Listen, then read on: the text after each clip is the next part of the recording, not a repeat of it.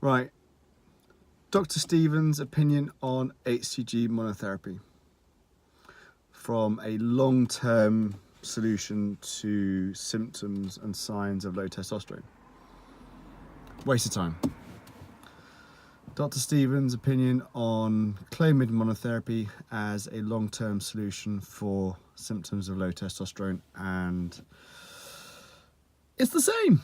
Waste of time.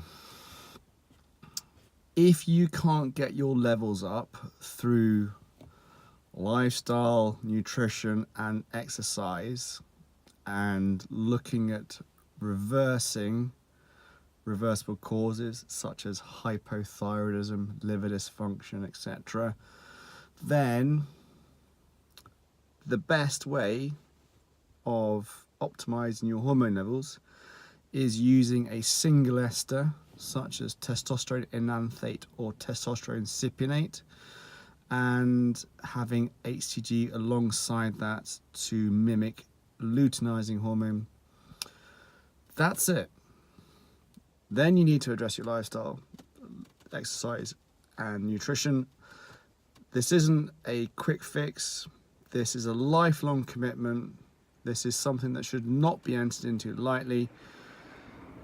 The doctors, providers who are currently offering TRT as a cure-all, fix-all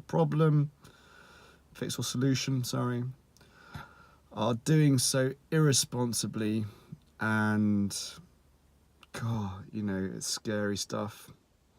So I always think about the analogy, your hypothalamus and pituitary is the alternator and your testicles are the battery of a car.